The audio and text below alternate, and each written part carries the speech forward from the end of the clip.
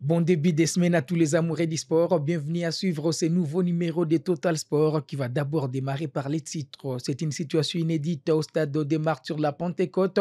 En grève depuis plusieurs jours, les agents ont poussé leur mouvement de revendication à un niveau surprenant.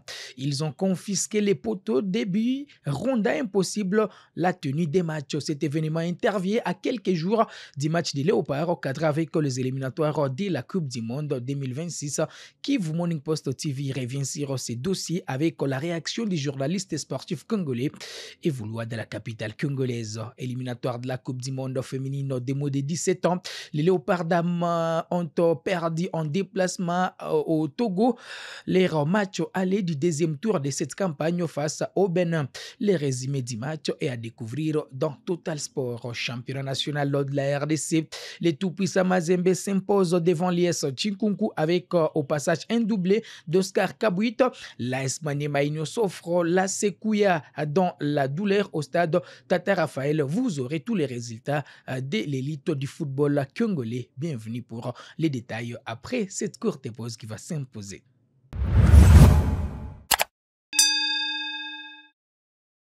Allez, en grève depuis plusieurs jours, les agents du stade des Martyrs ont poussé leur mouvement de revendication à un niveau surprenant où ils ont confisqué les poteaux débit, rendant impossible la tenue des matchs. Une décision radicale qui a conduit la Ligue nationale de football à délocaliser en urgence les rencontres prévues pour les samedis 8 mars, mais également les dimanches vers les stades Tata Raphaël de la Quetil. Ces mouvements de protestation trouve son origine dans les non-paiements des primes des prestations des agents depuis maintenant 9 mois.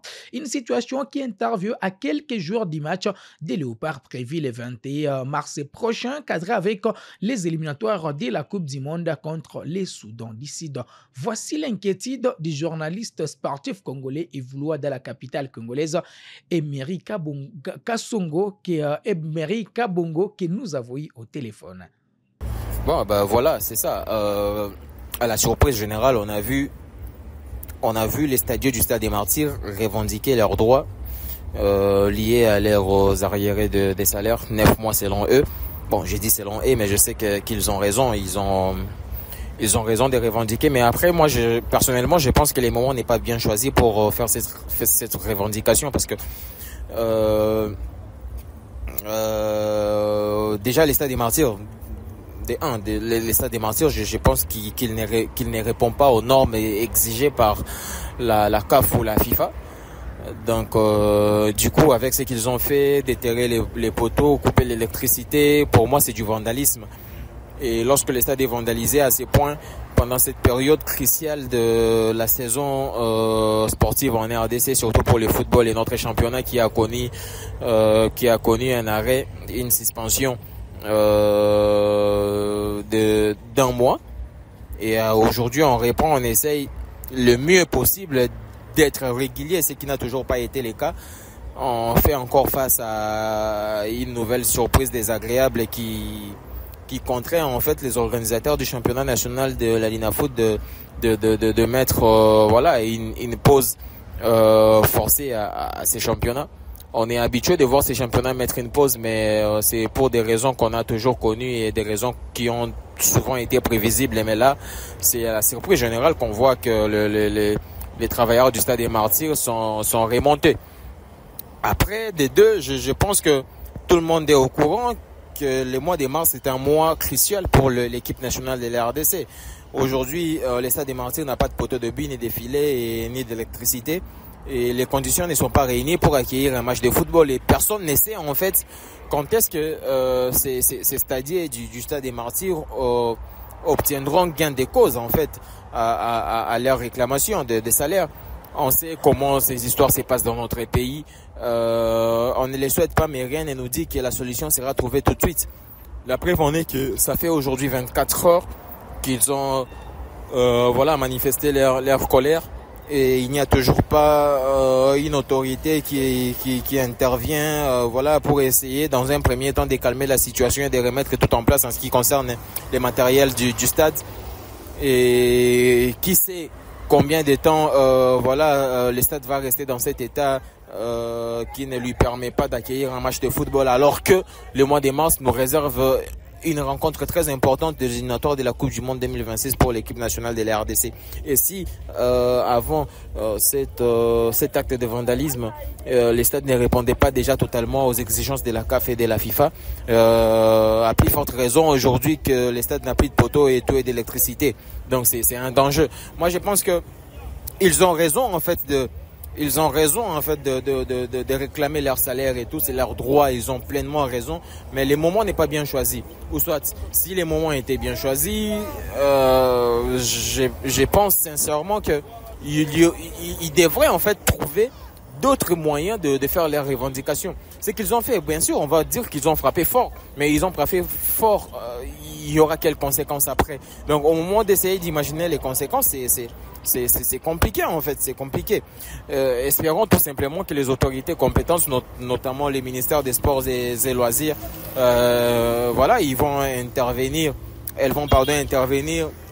dans les délais qu'il faut pour éviter qu'il y ait d'autres conséquences imprévues à cette situation. Donc c'est ce que je pense. Moi je crains en fait que le fait que ces gens, ces stadiers du Stade de Martyrs réclament leur salaire, que cela engendre d'autres problèmes qu'on pouvait largement éviter pendant cette période et cette année.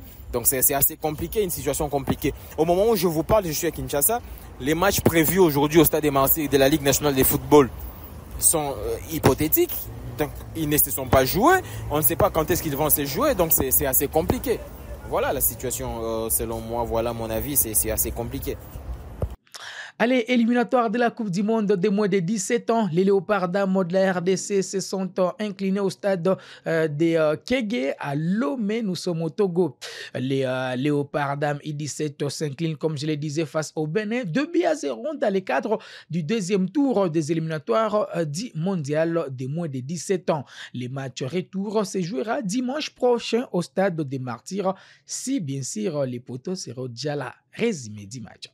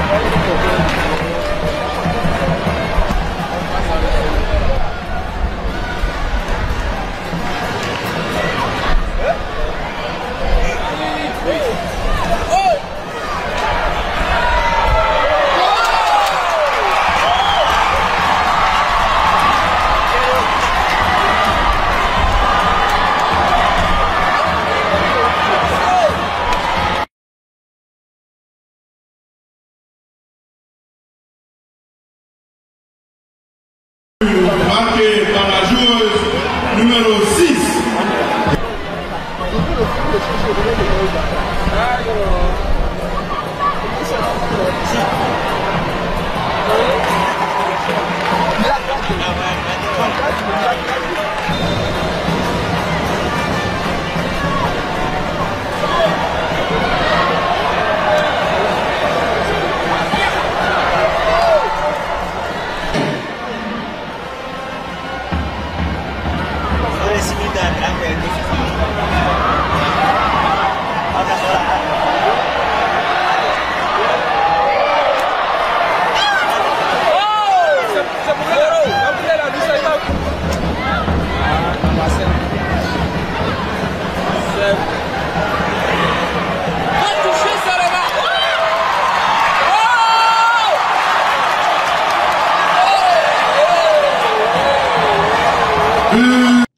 Allez, championnat national de la RDC, les Kambelembele y ont crié jusqu'au bout pour se défaire de la Sekouya ce dimanche 9 mars au stade Tata Raphaël.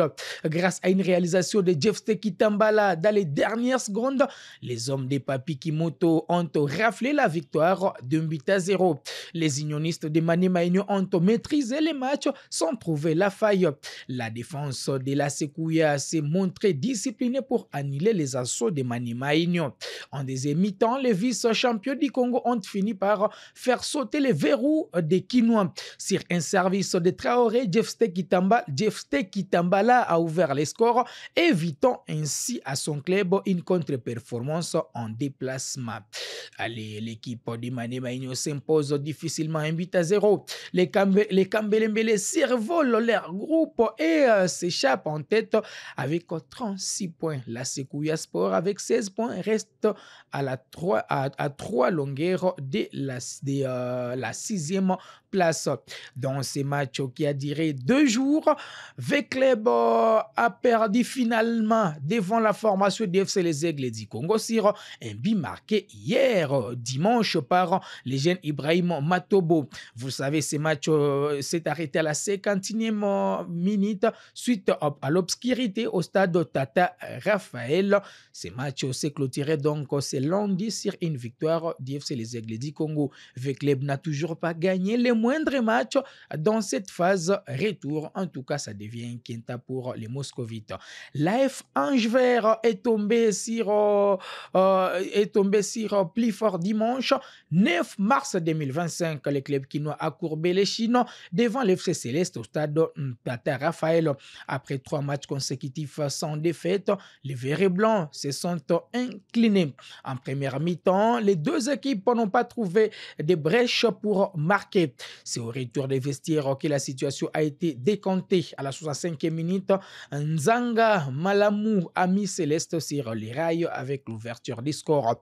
Patou Ebunga a enterré le succès des siens à la 92e minute avec un deuxième but. Céleste s'impose et se relance dans la course vers les playoffs. Les clubs d'Imbandaka totalisent 18 points au classement et pointent à la 8e place. Les Anges Verts calment à la 5e position avec 22 points dans le groupe B. Lors de la prochaine journée, l'AF Ange Vert affrontera la Sekouya, toujours à Kinshasa. Dans l'autre groupe, les TP Mazembe ont enregistré une nouvelle victoire face à l'IS Chinkunku avec un score de 3 buts à 0 lors du match retour de la phase classique de Iliko Cash League 1. Oscar Kabwit a brillé en marquant les 2 premiers buts pour les Corbeaux. Ce dernier a d'ailleurs été élu homme du match grâce à son doublé dans cette rencontre. Mazembe conserve sa première place du groupe A avec un total de 44 points.